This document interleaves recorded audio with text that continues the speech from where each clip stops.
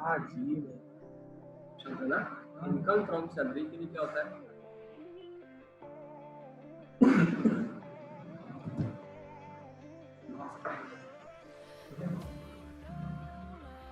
Income from salary का basic अपन देखेंगे। Income from salary के लिए क्या क्या रिक्वायर्ड है? सबसे पहले दो पर्सन, एक कौन से पर्सन इन्वॉल्व होने चाहिए? एक तो हमारा एम्प्लॉयर और दूसरी पार्टी कौन? एम्प्लॉय। तो हम जब भी एम्प्लॉयर की बात करेंगे, एम्प्लॉयर कौन होगा? तो मतलब कंपनी जो हमें पे करती है सैलरी, हम लोग उस पर्सन की बात कर रहे हैं। ये पर्सन कौन होगा? हमारा एम्प्लॉयर मीन्स कौन होगा? तो वो कंपनी होगी जो हमें कुछ पे कर रही है। तो जिसको पे कर रही है वो हमारा एम्प्लॉय है। एम्प्लॉय को रिसीव किया जा रहा है, एम्प्लॉय रिसीव कर रहा है। ठीक है, तो एम्प्लॉय क्या रिसीव कर रहा है? तो एम्प्लॉय इनकम रिसीव कर रहा है। तो कुछ पैसे अगर मिलते हैं किसी सर्विस के बदले में या किसी काम के बदले में, तो वो हमारे लिए क्या मानी जाएंगे? इनकम। और इस इनकम को कौन सा इनकम माना जाएगा? Income from salary. ठीक है, इनकम फ्रॉम सैलरी। सैलरी क्यों बोला जाएगा? जब एम्प्लॉयर और एम्प्लॉय का रिलेशन होगा तब income from salary he treat किया जाएगा। ये पहला पॉइंट। तो इस समय भी हम लोग देखते हैं कि सबसे मेन पार्ट क्या होता है? Existence of relationship between employer and employee. Existence of relationship between employer and employee between employer and employee. Employer और एम्प्लॉय के बीच में रिलेशनशिप होना चाहिए, पहला। और क्या इंपॉर्टेंट पॉइंट है कि वो जो है टैक्सेबल होना चाहिए। Taxable amount is payable by employer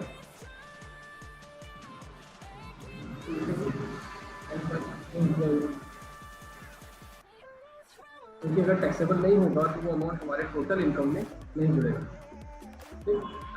computation तो हम लोग देखते हैं कंप्यूटेशन क्या क्या आता है। हम तो लास्ट क्लास में देख लिए थे। बेसिक सैलरी आती है, लॉसेस आते हैं, इनकम टैक्स आते हैं, आरपीएफ आता है और टीपीएफ स्टूडेंट फंड आता है, उसका इंटरेस्ट आता है, ग्रेजुएटी आता है, पेंशन आता है, बोनस, कमीशन और एक्सेट्रा बहुत सारी चीज़ें आती है। वो सब आती है, बहुत सारी चीज़ें। अब उनका कंप्यूटेशन मतलब हमारे सैलरी का कंप्यूटेशन क्या क्या होगा? Income from salary. हमारे सैलरी का जो इनकम है उनको टोटल कैसे कैलकुलेट किया जाएगा, उनका कंप्यूटेशन आप देखिए। तो सबसे पहले क्या लिखते हैं हम लोग? Basic salary. सबसे पहले आता है हमारा बेसिक सैलरी। बेसिक सैलरी जो भी होगा हम लोग अमाउंट पुट करेंगे। उसके बाद लिखते हैं हम लोग डीएनएस अलाउंसेस।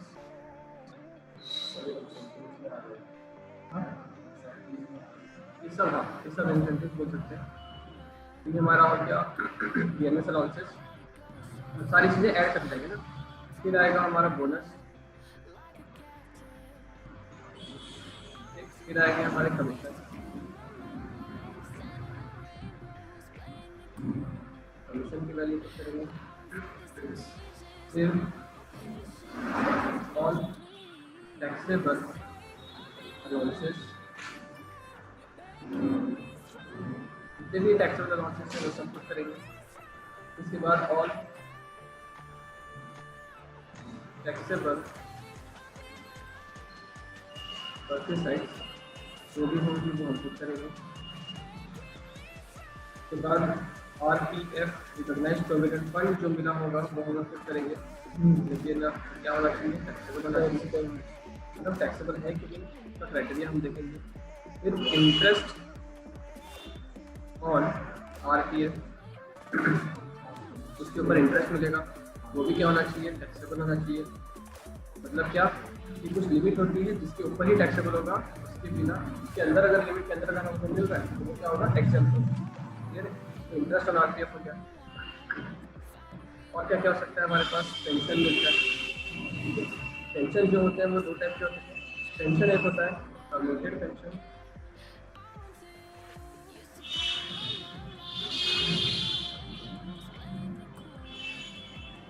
कुछ होते हैं हमारे अनकमिटेड।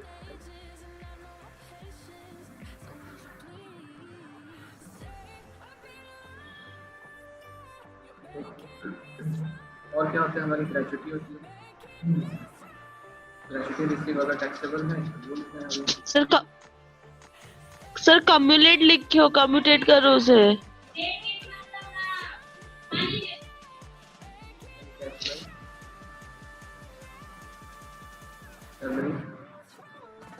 मैंने बताया था कि हर कंपनी में हर एम्प्लॉय को कुछ न कुछ हॉलीडेज ऑफर किए जाते हैं, और ये कौन से हॉलीडेज होते हैं, पेड होते हैं। Paid holidays. आप अगर छुट्टी मारोगे तो भी आपको सैलरी पे की जाएगी, क्योंकि हर पर्सन के लिए इमरजेंसी होती है, तो उतना छुट्टी मारना अलाउड होना चाहिए।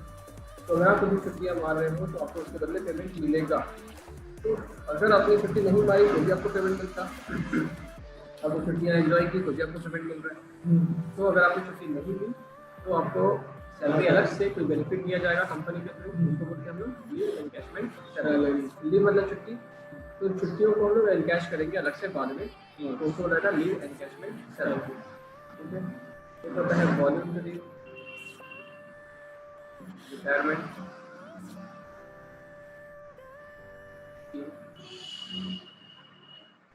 ईआरएस के थ्रू हमें मिलेगा, अगर आप रिटायर हो रहे हो अपनी मर्जी से तो आपको एडिशनल कंपनसेशन मिलेगा, क्योंकि आपने टाइम अपना लैप्स कर दिया, छोड़ दिया कि आप अपनी जगह किसी और को अपॉइंट देखना चाहते हैं।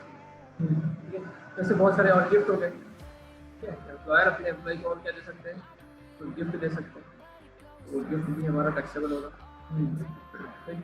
ये सारे, या फिर कुछ एसेट हमने परचेज किए,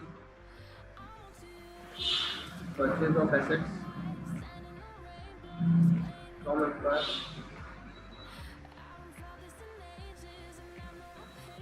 eight concessional rate.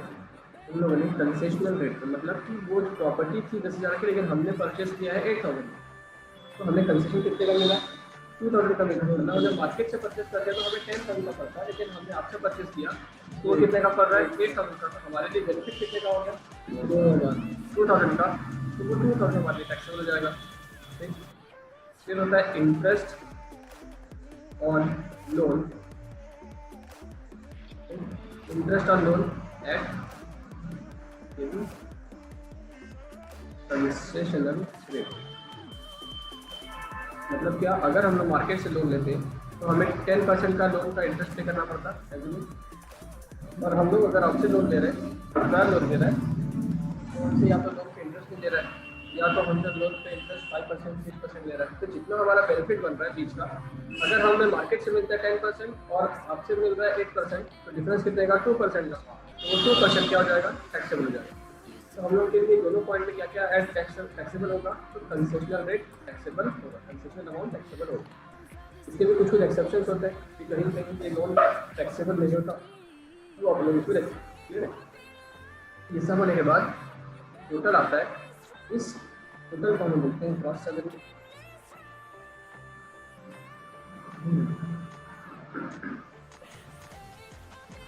Gross salary में हम लोग को कुछ ना कुछ डिडक्शन करने होते हैं।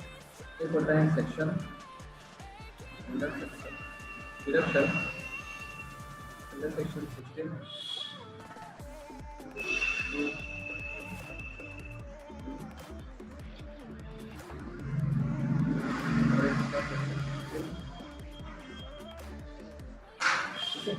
ये होने के बाद जो बैलेंस बचेगा वो हमारा नेट सैलरी आएगी,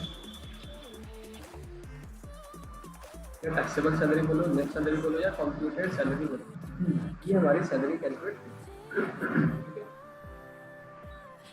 ये हम लोग का क्या था, ये फॉर्मेट है, किसी का फॉर्मेट है कंप्यूटेशन ऑफ टोटल सैलरी। हम लोग अपने टोटल सैलरी कैलकुलेट करेंगे तो इतनी सारी चीज़ें उसके अंदर आएगी। ये सारे क्या है, ये मैक्सिमम है। ठीक है, ये सब ही आएगा ऐसा जरूरी नहीं, ये क्या है, ये मैक्सिमम पॉइंट है। इतने सारी चीज़ें आ सकती हैं, इससे कम हो सकता है, लेकिन इससे ज़्यादा तो उसके लिए एक आध पॉइंट छूट गया होगा बाद में, बट मोस्टली ये सारी चीज़ें आएंगी, इससे ज़्यादा चीज़ें तो बेसिकली नहीं। ठीक है ना, हाँ इतने सारे एक साथ एक क्वेश्चन में आएगा ऐसा इम्पॉसिबल है, बट ये हम क्या पढ़ रहे हैं कि क्या क्या चीज़ें आ सकती हैं हमारे टोटल सैलरी के अंदर। हम फिर लोग को स्टेप बाय स्टेप एक एक चीज़ों को पढ़ना है, इन सारी चीज़ों को पढ़ना होगा। ठीक है, इसको पढ़ना होगा। सबसे पहले बेसिक सैलरी देखेंगे, बेसिक सैलरी कैसे कैलकुलेट होती है, इसका थोड़ा बहुत अपन रिव्यू देखेंगे कि दो टाइप की सैलरी होती है, या तो first day of last month next month में ड्यू होती है, या तो last day of each month में ड्यू होती है। और भी बहुत और भी 2-3 चीज़ें होती हैं जो एडजस्टमेंट आज देखेंगे। नेक्स्ट देखेंगे डियरनेस अलाउंसेस का, जिसमें भी अपन देख लिए थे डियरनेस अलाउंसेस अगर हमने रिटायरमेंट बेनिफिट के लिए यूज़ किया तो उस डियरनेस अलाउंसेस को डियरनेस पे बोला जाता है। ठीक है। बोनस सबसे सिंपल टॉपिक होगा, बोनस कुछ भी नहीं है, बोनस समझा रहा है कि आपको इतना बोनस दिया जाए, तो क्वेश्चन में दिया है तो एग्जीक्यूटिव उठा के लिख दें। पॉइंट नंबर 4 कमीशन भी सिंपल ही है। तो point number 3 and point number 4 explanation की जरूरत नहीं है, सिंपल पॉइंट है।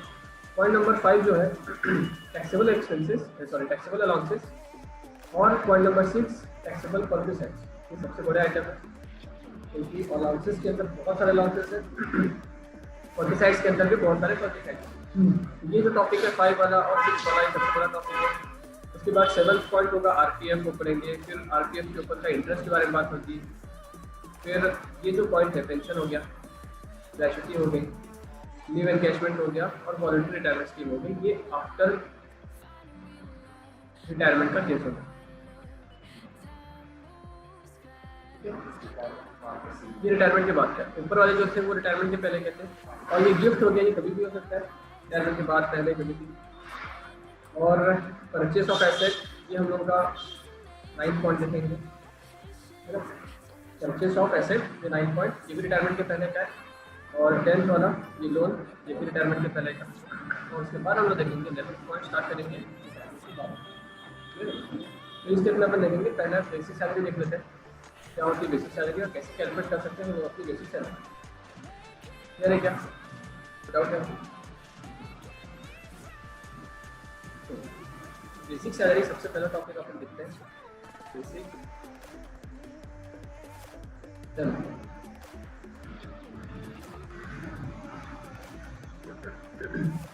देखो बेसिक सैलरी का सीन क्या था, पहले तो एकदम कॉमन सी बात, बेसिक सैलरी कैसे कैलकुलेट की जाती है।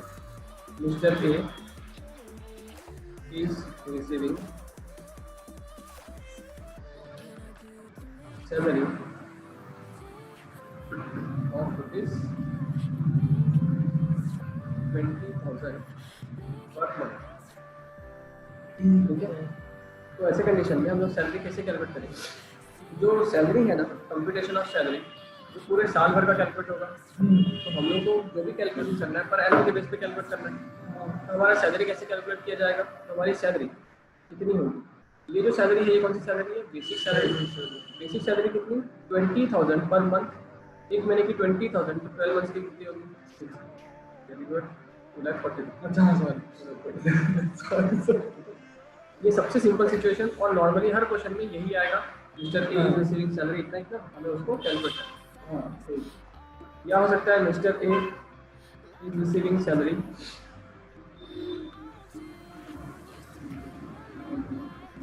Of rupees 20,000 per month from 30 सितंबर 2018। इसको जो सैलरी मिल रही है वो कब से मिल रही है, 30 सितंबर 2018 से मिल रही है। मतलब कि हो सकता है कि ये ज्वाइन कब हुआ होगा बीच में, 30 सितंबर को ये ज्वाइन हुआ। ठीक है, तो हमें तो सैलरी कब से कैलकुलेट होगी, सितंबर के बाद। सितंबर के पहले हमारा इनकम था क्या, तो वो इनकम सैलरी टैक्सेबल कैलकुलेट होगी क्या, नहीं। तो हमारी बेसिक सैलरी कितनी होगी 20,000 पर मंथ, एक महीने का 20,000। तो सितंबर तो खत्म हो गया, अब अक्टूबर नवंबर दिसंबर जनवरी फरवरी एंड मार्च कितने महीने हो रहे हैं, 6 मंथ। अपन मल्टीप्लाई कितना करेंगे, 6 मल्टीप्लाई करेंगे तो आएगा 1,20,000। तो इस साल हमारी जो बेसिक सैलरी कितनी होगी, सिर्फ 1,20,000 होगी। या और थोड़ा हार्ड करते हैं तो क्या होगा, mister A is receiving salary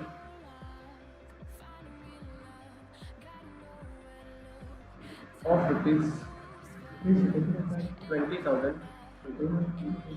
per month as on 31st March 2019। देखो लास्ट 2019 को इनकी सैलरी कितनी थी, ये हम लोग प्रीवियस ईयर चेंज करते हैं 2020 करते हैं। 31 मार्च 2020 को इसकी सैलरी कितनी थी? 20,000 पर मंथ, ठीक है। After increment of ₹2,000 from 1st जनवरी 2020। तो क्या पॉइंट है? मिस्टर ए आज के डेट में मतलब 31 मार्च 2020 में खड़े, ठीक है। 31 मार्च 2020 को हमारी सैलरी कितनी है? 20,000 की सैलरी है, ठीक। अब बोल रहा है 20,000 की सैलरी है हमारी, बट बोल रहा है कि 1 जनवरी को हम लोग का इंक्रीमेंट हुआ था कितने का? 2,000 पर मंथ।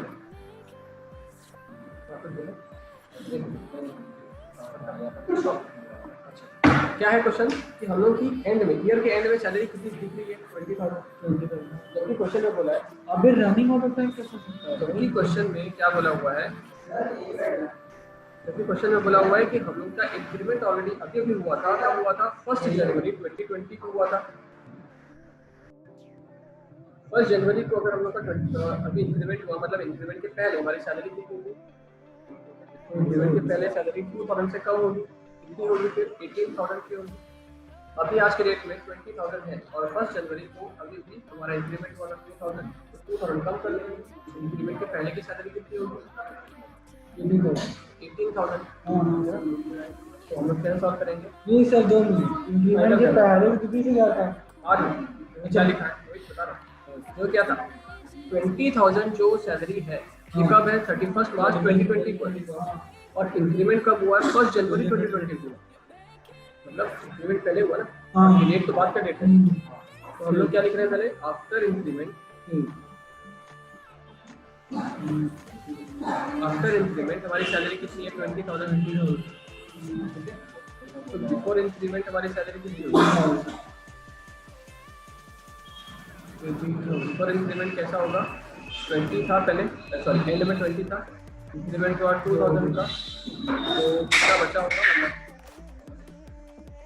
Before increment 18,000। और इनको मल्टीप्लाई करना है उनके रिस्पेक्टिव मंथ में, उनके मंथ क्या क्या होंगे। अगर वो 1 जनवरी को इंक्रीमेंट हुआ तो 1 जनवरी के बाद का पीरियड कौन सा होगा? After increment. इंक्रीमेंट हुआ 1 जनवरी को, जनवरी, फरवरी एंड मार्च, 3 मंथ्स आफ्टर इंक्रीमेंट। 1 जनवरी से लेके 31 मार्च 2020, 2 महीने। 3 मंथ्स। हाँ, जनवरी, फरवरी एंड मार्च। आई बात समझ? इंक्रीमेंट कब हुआ? 1 जनवरी को हुआ, तो जनवरी के बाद तो 20,000 मिलेगा। जनवरी मिलेगा, फरवरी मिलेगा, मार्च मिलेगा। ये तीनों मंथ में कितने मिलेंगे? 20, 20, मतलब 60,000 मिलेगा। और इंक्रीमेंट के पहले कितना मिलेगा? तो अप्रैल से लेके जनवरी तक, दिसंबर तक, 31 दिसंबर तक, 1 अप्रैल 2019 से लेके 31 दिसंबर 2019। तो कितना होगा? 2 है शायद, नहीं यार, कितना बन रहा है? 72।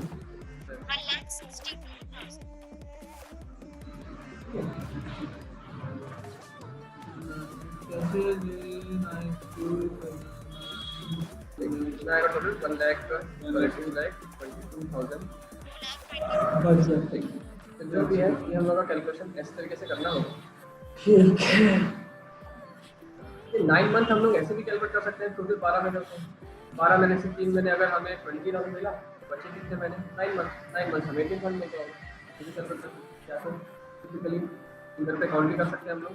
1 जनवरी से 21 जनवरी 2020 से 31 मार्च ना मिला, और 1 अप्रैल से लेकर 31 दिसंबर को हमें 18 मिला करके टोटल सैलरी कैलकुलेट कर सकते हैं। ये हम लोग एक तरीका है। हाँ, बट इसी में एक दिक्कत ये हो जाती है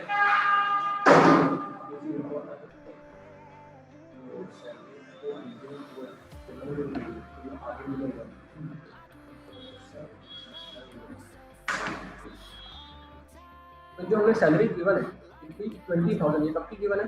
31 मार्च 2020 की गिवन है। बट ध्यान दो कि इंक्रीमेंट कब का गिवन है?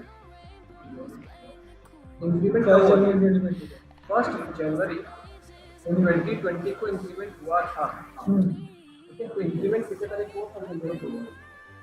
इसके बाद का अगर सैलरी बताया जा रहा है इसका मतलब उसके अंदर इंक्रीमेंट भी जुड़ा हुआ है।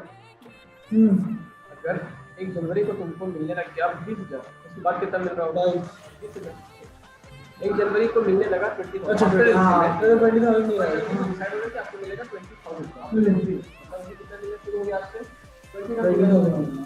मतलब पहले कितना मिलता था मैनेज करना पड़ता। अगर ऐसा होता कि हमें क्वेश्चन में बोल दिया होता 31 दिसंबर 2019 का की सैलरी है 18,000 और अब 1 जनवरी को डिसाइड कर रहे हैं, 1 जनवरी 2020 को डिसाइड कर रहे हैं कि 2,000 और एक्स्ट्रा मिलेगा तुम्हें। मतलब अब से कितना मिलना शुरू होगा आगे और मिलेगा 20,000। डेट का मैटर है, ठीक है। पहले का अगर आपको सैलरी बताया, पुरानी सैलरी बताइए इंक्रीमेंट प्लस करेंगे। अगर इंक्रीमेंट के बाद की न्यू सैलरी बताई गई है आप इंक्रीमेंट माइनस करोगे, पुरानी सैलरी बताना, तो ऐसा सिचुएशन होगा, ठीक है।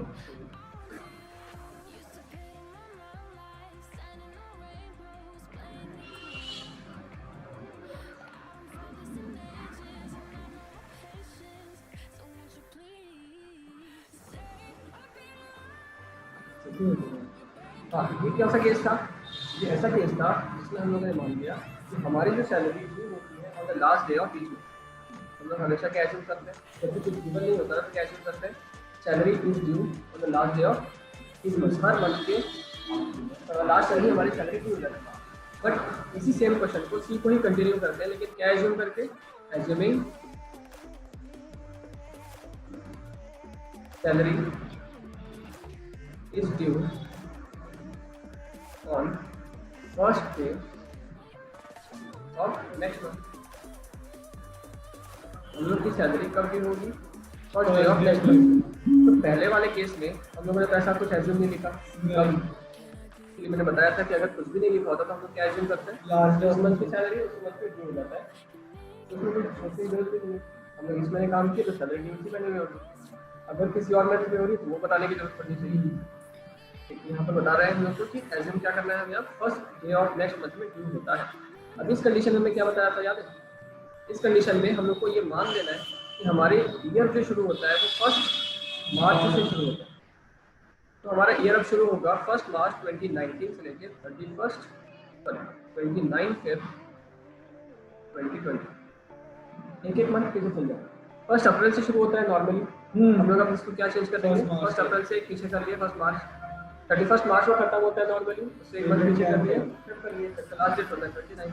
बस एक मंथ पीछे कर देना है, क्योंकि हम लोग को जो मंथ रिसीविंग है वो चेंज हो रहा है, अगले मंथ में रिसीविंग हो रहा है, इसलिए तो अपने इजी कैलकुलेशन के लिए कर रहे हैं, ठीक है। सिर्फ कैलकुलेशन के पर्पस के लिए ऐसा कोई फैक्ट नहीं है, हम लोग को सिर्फ कैलकुलेशन के पर्पस से समझना है। अब सेम सिचुएशन, इंक्रीमेंट कब हो रहा है, 1 जनवरी को ही हुआ। इंक्रीमेंट कब हुआ, 1 जनवरी को ही हुआ, क्लियर है।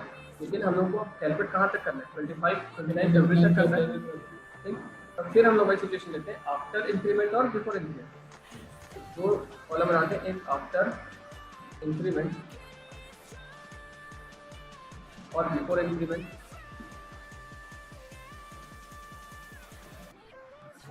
बताओ, इंक्रीमेंट के बाद हमें कितना मिल रहा था 20,000 और इंक्रीमेंट 2,000 का हुआ।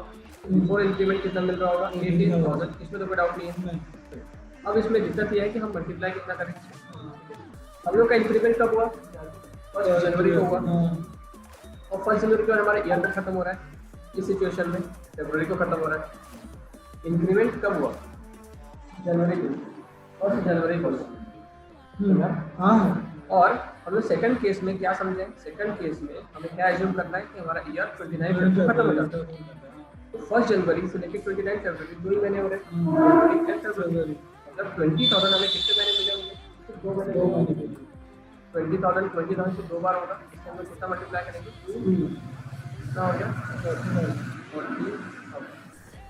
मंथ कहाँ से कैलकुलेट किए, तो 1 जनवरी जिस दिन इंक्रीमेंट हुआ, last day of the month 29 February 2020। Clear है, ये पहला। दूसरा सिचुएशन क्या, मतलब सॉरी आगे देखेंगे तो एक सिंपल सा कैलकुलेशन बोल सकते हैं। टोटल होता है 12 मंथ, 12 में से 2 महीने में 20 मिला, तो बच्चे कितने मंथ, 10 मंथ। यहाँ से 10 मंथ भी लिख सकते हैं, कितना हो गया 1,80,000 ऐसा भी कर सकते हैं, या तो हम लोग कैलकुलेट कर सकते हैं जनवरी से तो ठीक है। तो 1 जनवरी से लेकर 29 फरवरी कितने महीने होते हैं? 2 महीने होते हैं। तो बचे मंथ कितने हो गए? 10 मंथ्स हो गए। 12 में से 2 अगर 20 मिल रहा है तो बचे 10 कितना मिलेगा? 18,000। तो टोटल कितना हो गया? 1,80,000। टोटल मिला कितना? 2,20,000। अगर आप कैलेंडर में काउंट करते हैं तो क्या होगा? हम लोग का ईयर कब से शुरू होता है? देखो 1 मार्च से शुरू होता है। तो 1 मार्च टू 31 दिसंबर। तो देखो अब इसको और सिंपल तरीके से बताओ, तो ये ध्यान देना।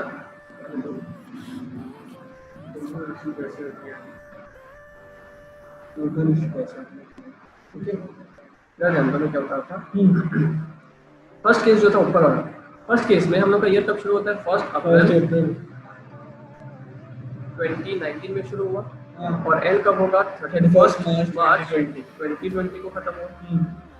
सेकंड केस में 1 मार्च 2019 को चालू हुआ, और एंड कब हुआ? 29 फेब 2020 को खत्म हुआ। मेरे यहाँ पे कोई डाउट है? इनके बीच में एक डेट आया था हमारे पास, वो है 1 जनवरी 2020, 1 जन 2020। अब जो है इनके बीच में हमें पार्टीशन बांधना है, और वो जो डिफरेंस होगा वही हमारे लिए क्या है? इंक्रीमेंट का डेट और नॉर्मल डेट। इंक्रीमेंट कब हुआ? 1 जनवरी को हुआ। इंक्रीमेंट के बाद कितना मिला? 20,000 मिला। तो इंक्रीमेंट के पहले कितना मिल रहा होगा? 18,000 मिल रहा था। वैसे यहाँ भी हुआ, इंक्रीमेंट के पहले कितना मिल रहा था? 18,000, और जनवरी के बाद हमें मिलना शुरू हो गया कितना? 20,000। क्लियर है? अब हमें मंथ कैलकुलेट कर लेना है। मंथ बताओ, 1 अप्रैल से लेके 1 जनवरी कितने महीने होते हैं? अप्रैल, मई, जून, जुलाई, अगस्त, सितंबर, अक्टूबर, नवंबर, दिसंबर। कितने महीने हो गए? 9 मंथ। ये हो गया 9 मंथ। और यहाँ कितने मंथ हो गए? जनवरी, फरवरी, मार्च, 3 मंथ हुए। यहाँ पर कितने मंथ हुए? मार्च से लेकर जनवरी तक के, ये हो गया 10 मंथ। और यहाँ से यहाँ कितने मंथ हुए? 2 मंथ। अब इनको रिस्पेक्टिवली मल्टीप्लाई करना, 18,000 इंटू 9 और 20,000 इंटू 3। यहाँ पर 18,000 इंटू 10 और 20,000 इंटू 2 हमारा आंसर आ गया। ये हमारा मतलब बोल सकते हैं डायग्राम के थ्रू ऐसा होगा। अब एक और चीज़, इसी को हम लोग को अगर प्रैक्टिकली सॉल्व करें, प्रैक्टिकली मतलब मंथली मंथ के अगर आप देखेंगे, ठीक है, तो क्या होगा? पहला केस मैं हर तरीके से बता रहा हूँ, ठीक है? ये जो बता रहा हूँ मैं रीजन बता रहा हूँ, ऐसे क्यों कर?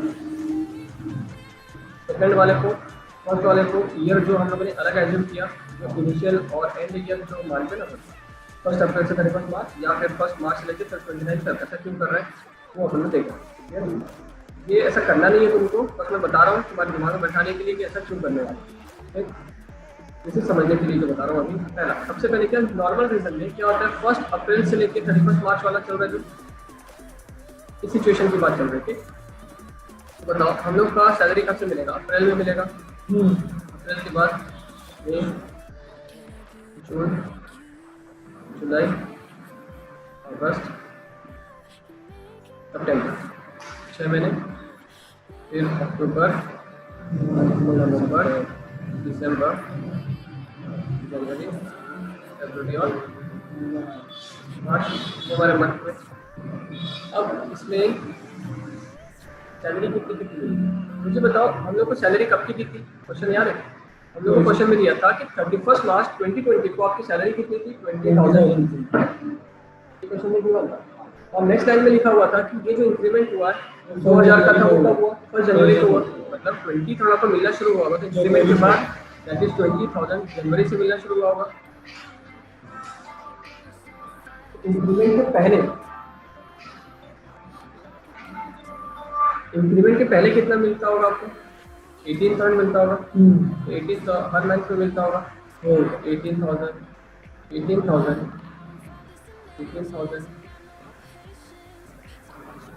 सब में, है ना? इंक्रीमेंट एक ही बार होगा। आपका इंक्रीमेंट अभी जनवरी में हुआ, उसके पहले तो नहीं होगा, साल तक।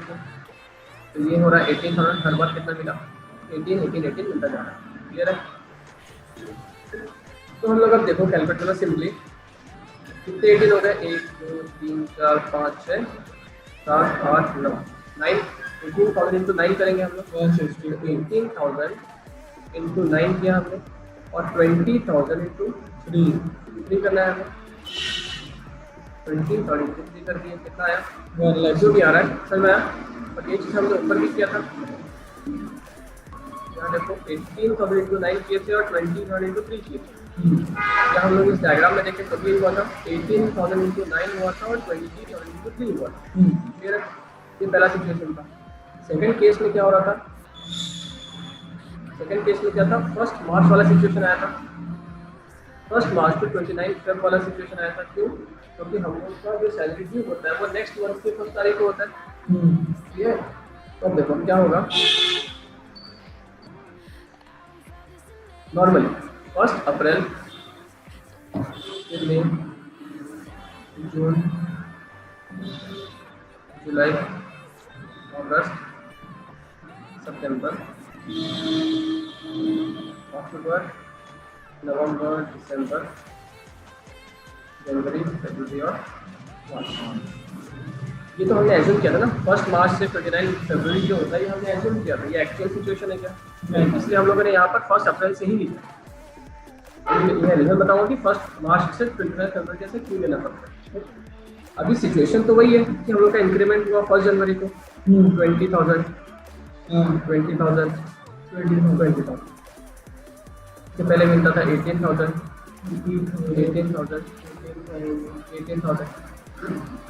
यहाँ पर भी 18,000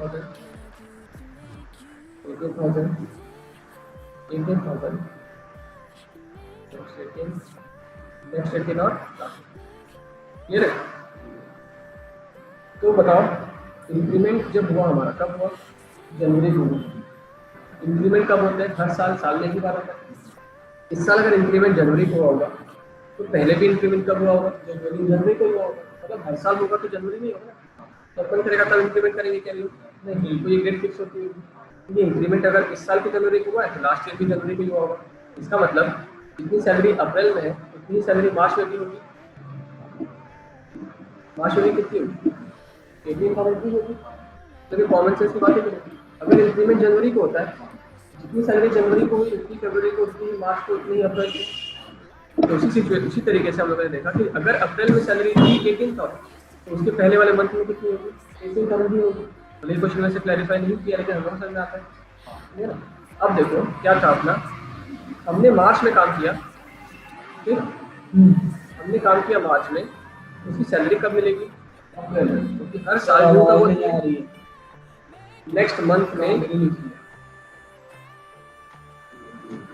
अच्छा सेकंड केस का मेन पॉइंट ये था कि हम लोग की सैलरी जो ड्यू होती है वो कब होती है, on first day of every month और नेक्स्ट मंथ अगले मंथ। मतलब आप काम करोगे मार्च में, सैलरी कब ड्यू होगी, अप्रैल में। आप काम करोगे अप्रैल में, ड्यू कब होगी, मई में।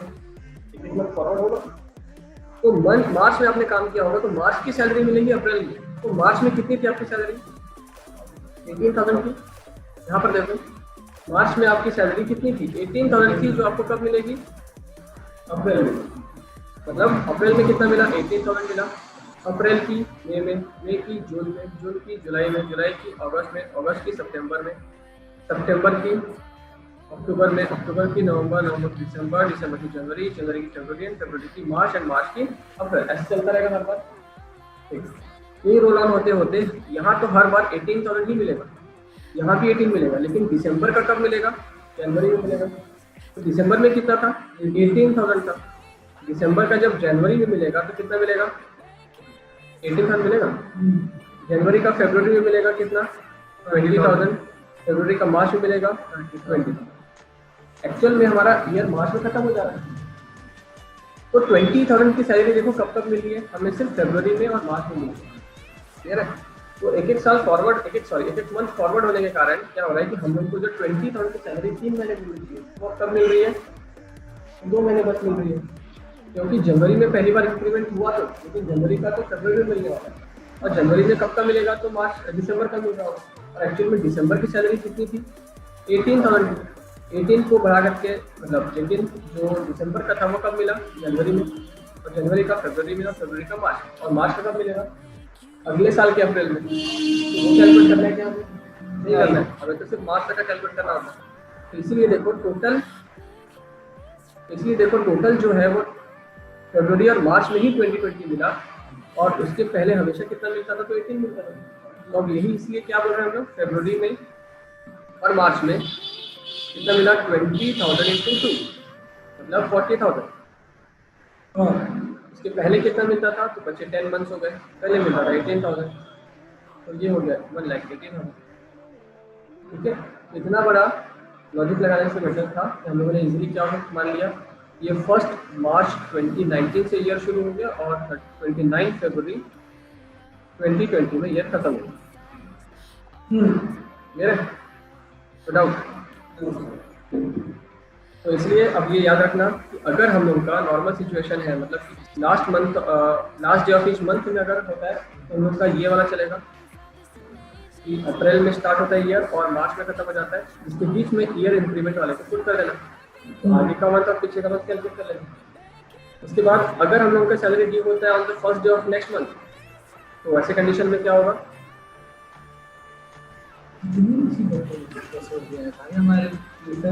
तो ऐसे कंडीशन में क्या करेंगे, 1 मार्च 19 में शुरू करेंगे और 29 फरवरी को खत्म करेंगे, और इनके बीच में एक इंक्रीमेंट की डेट आ गई। ठीक है, अब इस यहाँ से कैलकुलेट करना है, तो मार्च से जनवरी 10 मंथ्स और जनवरी से फरवरी 2 मंथ, और उनका मंथ का कैलकुलेट करना है। क्लियर है? ये हो गया। मतलब ये तो अगर समझाने के लिए क्या, इतना बड़ा काम तो करना नहीं है, हमें सिर्फ ये वाला क्वेश्चन करना है हर बार, है ना? इतना सा काम करना है और वो अपना सोल्यूशन हो जाएगा। क्लियर है? अभी सैलरी में, बेसिक सैलरी में एक और चीज बची है,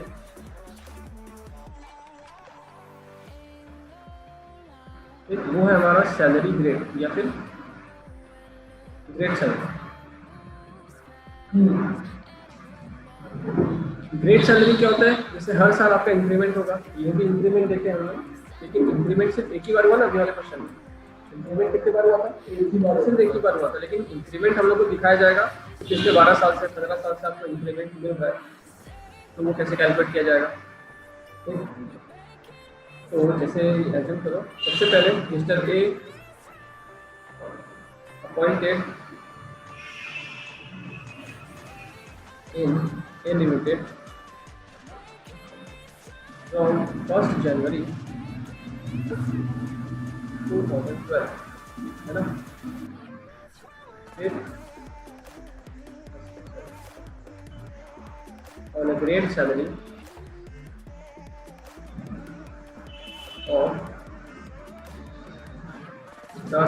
20,000, 1,000,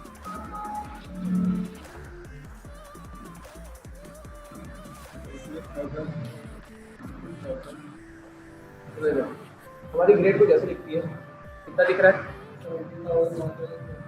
20,000, 28,000 के बीच में क्या है? 1,000 का इंक्रीमेंट। फिर ये क्या है? 2,000 का इंक्रीमेंट। मतलब क्या, आपकी सैलरी शुरू हो रही है 20,000 से, और हर साल का इंक्रीमेंट कितना होगा? 1,000। आपका इंक्रीमेंट होगा 1,000 का, और ये कब तक चलता जाएगा? जब तक आपकी सैलरी 28,000 नहीं हो जाती तब तक। एक बार जो आपकी सैलरी 28 हो गई, उसके बाद आपका इंक्रीमेंट कितना होगा? 2,000। फिर आपका सैलरी 2,000 से इंक्रीमेंट होगी, और आपका 1,000 इंक्रीमेंट होगा, 2,000 इंक्रीमेंट। ठीक है? तो हम लोग को ये ग्रेड कैलकुलेट करना है कि आज का डेट जो हमारा प्रीवियस ईयर है, ठीक है, हमारा प्रीवियस ईयर 1920, प्रीवियस ईयर अगर 1920 है, तो 1920 में हम लोग को सैलरी कितनी मिल रही है वो हमें कैलकुलेट करना होगा, इंक्रीमेंट को ध्यान में रखते हुए। तो हम लोगों को सबसे पहले हमने ज्वाइन कब किया? 1 जनवरी 2012 में ज्वाइन किया। 1 जनवरी 2012 में ज्वाइन कर रहे हैं, तब हमारी सैलरी कितनी थी? 20,000 की थी। दूसरा पॉइंट क्या ध्यान देना है कि हम लोग का प्रीवियस ईयर क्या है? 1920। मतलब कि हम लोग 1 अप्रैल से लेके 31 मार्च 2020 तक जा रहे हैं, तो हमें कैलकुलेशन कब तक थी? 31 मार्च 2020 के एंड तक हमें कैलकुलेट करना है। तो पहला साल कौन सा हम लोग ज्वाइन किए इस कंपनी में? पहला साल कौन सा था? 1 जनवरी 2012। तब सैलरी कितनी थी? 20,000। अब हर साल इंक्रीमेंट होता है तो कब? 1 जनवरी को होगा। तो जनवरी को होता है ऐसा नहीं बोल रहा हूँ मैं क्या बोल रहा हूँ, इसका अपॉइंटमेंट कब हुआ? 1 जनवरी को। तो इनका इंक्रीमेंट कब होता जाएगा? इनके एक ईयर के कंप्लीशन के बाद। तो फर्स्ट ईयर 1 जनवरी को इनका कंप्लीट हो जाएगा ईयर। फर्स्ट जनवरी 13 को कंप्लीट होगा, 1000 पड़ेगा। तो 1 जनवरी 2013 को इनकी सैलरी कितनी होगी? 1000 इंक्रीमेंट के साथ 21,000। फिर 1 जनवरी 2014 को, 2015 को, ऐसे कहाँ पे जाना है अपने को? 31 मार्च 2020 के हिसाब से आना है, मतलब 2020 तक के जाना ही है। 2015, 2016, 2017, 2018, 2019, 2020, ये 1 जनवरी चल रहा है सब।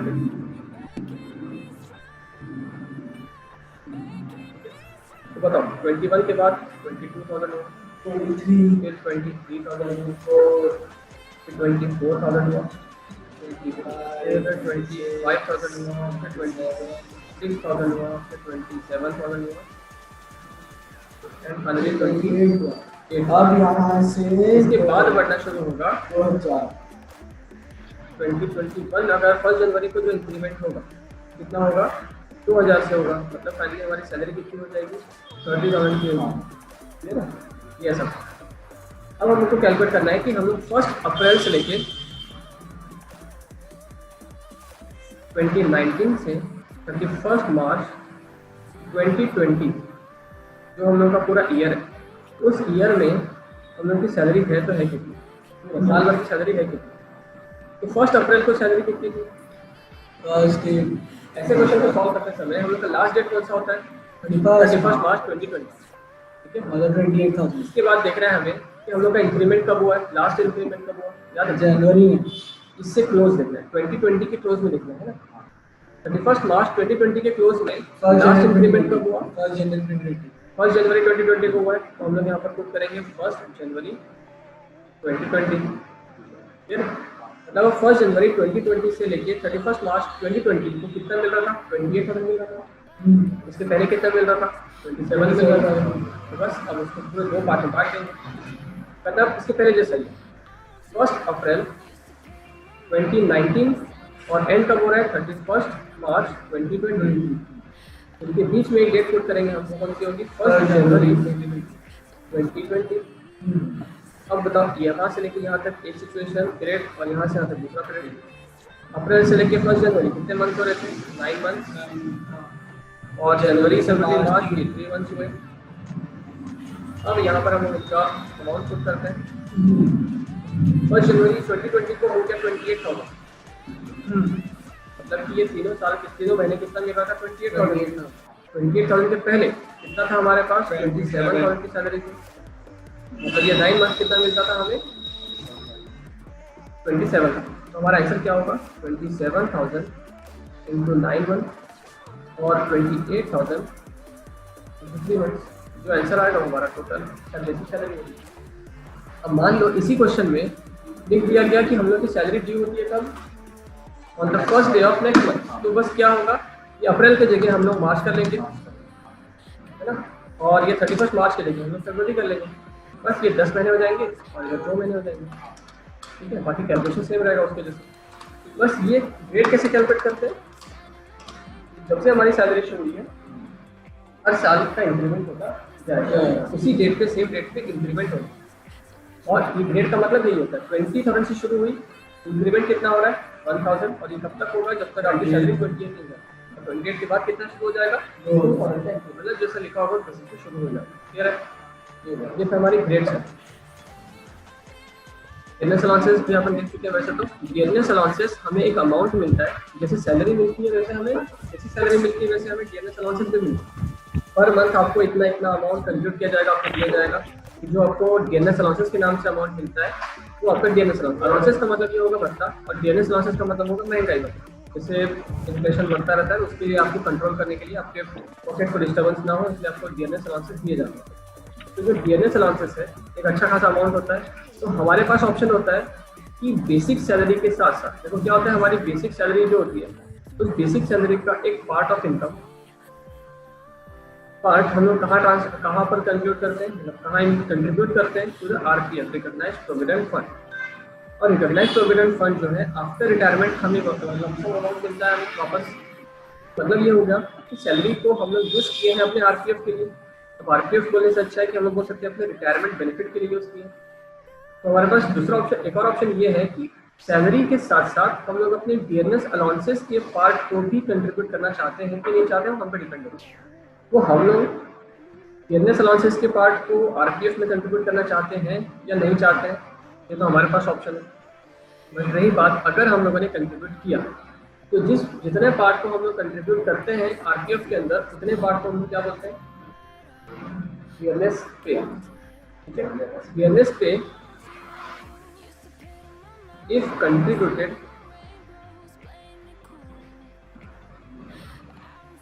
for retirement benefit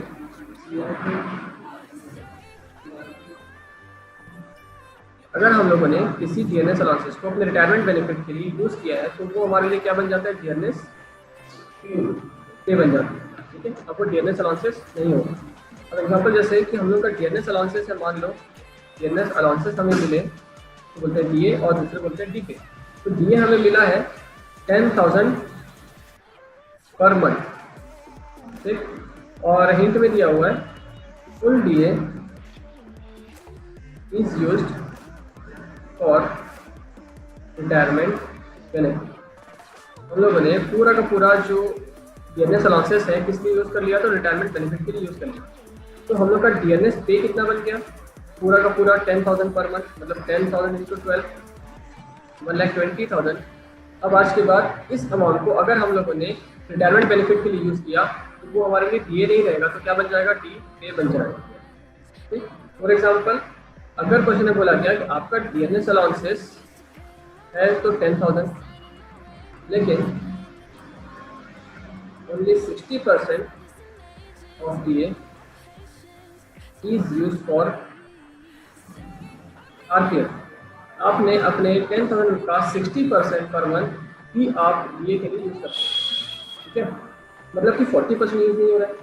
अगर आप टोटल 10,000 है, 10,000 में से 60% कितना होता है, 6,000 होता है, तो आप 6,000 को क्या करते हो, डीए के लिए यूज करते हो, 10,000 पर मंथ।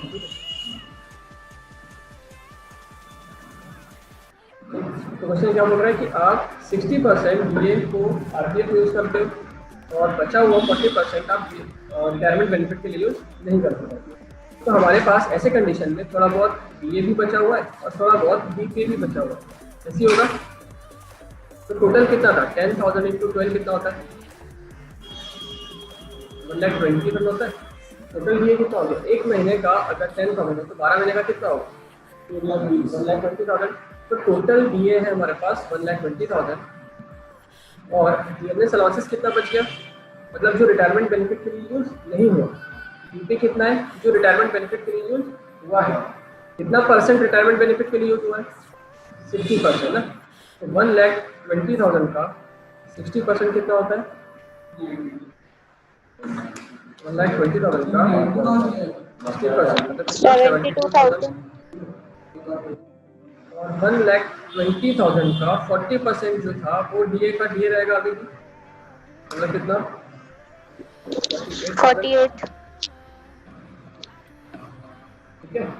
ये क्या हुआ हमारे लिए, डीए और डीपे कैलकुलेट हो गया। डाउट है क्या, फाइनली क्या हम लोगों का डीए अगर किसी की रिटायरमेंट बेनिफिट के लिए यूज होता है उस डीए को हम लोग डीए नहीं बोलते हैं तो डीपे बोलते हैं, लेकिन सिर्फ उतने ही पोर्शन को जितना पोर्शन हम लोग एक्चुअल में यूज कर रहे हैं। पूरा अगर यूज नहीं करेंगे तो उसे डीए ही बोला जाएगा, जितना पोर्शन यूज हुआ वो डीपे और जितना पोर्शन यूज नहीं हुआ उतना डीपे। क्लियर है, बस इतना ही। और इसको अलग अलग याद रखना जरूरी क्यों है, मेन पॉइंट क्या, चाहे वो डीए हो या वो डीपे हो, दोनों ही हमारे टोटल सैलरी में तो आएगा। ठीक है, हमारे टोटल सैलरी में तो दोनों ही आएंगे, लेकिन अलग अलग मानने की जरूरत इसलिए पड़ती है क्योंकि आगे हमें और भी मीनिंग ऑफ सैलरी पढ़ने हैं। बहुत सारे अलाउंसेस होते हैं, बहुत सारे परचेसाइड्स होते हैं, बहुत सारे अलाउंसेस और परचेसाइड्स में ना हर तरीकों में अलाउंसेस का मीनिंग, सॉरी सैलरी की मीनिंग अलग अलग होती है। किसी में सैलरी बेसिक सैलरी जुड़ता है, बोनस जुड़ता है, कमीशन जुड़ता है, अलाउंसेस जुड़ते हैं और किसी में कुछ और जुड़ता है। हर सिचुएशन में कुछ और जोड़ा जाएगा, मिनिमम सैलरी का मतलब कुछ और होगा हर सिचुएशन में। तो कब हमें डीएनएस अलाउंसेस यूज़ करना है, कब हमें डीएनएस पे को यूज़ करना है। डीएनएस अलाउंसेस हर जगह यूज़ नहीं होंगे, लेकिन डीएनएस पे हर जगह यूज़ होगा, इसलिए हमें उसको पहले ही 2 पार्ट में बाइफरकेट करना है। डीएनएस अलाउंसेस बहुत कम जगह में यूज हुआ जाएगा, लेकिन डीएनएस पे जो है हर केसेस में यूज किया जाएगा। तो हमें जब पता होगा कि डीएनएस अलाउंसेस कितना है और डीएनएस पे कितना है, तभी तो हम लोग उसको यूज कर पाएंगे ऑल्टरनेटिवली। इसलिए हम लोगों को पता होना चाहिए कि डीएनएस अलाउंसेस कैसे निकाला जाता है और डीएनएस पे कैसे बनाया जाता है। और बाद में जब हम लोग मीनिंग ऑफ सैलरी पढ़ेंगे तो हम लोग को बहुत हेल्प होगी इस चीज़ को कैलकुलेट करने में। क्लियर है? ये था हमारा डीएनएस अलाउंसेस के ऊपर। तो समझ आ गया डीएनएस अलाउंसेस और डीएनएस पे में डिफरेंस। डीएनएस अलाउंसेस का ही एक पार्ट होता है डीएनएस पे, ठीक है। कौन सा पार्ट होता है? जितना पार्ट हम लोगों ने रिटायरमेंट बेनिफिट के लिए यूज कर लिया, उस पार्ट को क्या बोला जाएगा? डीएनएस पे बोला जाएगा। क्लियर है? ठीक है।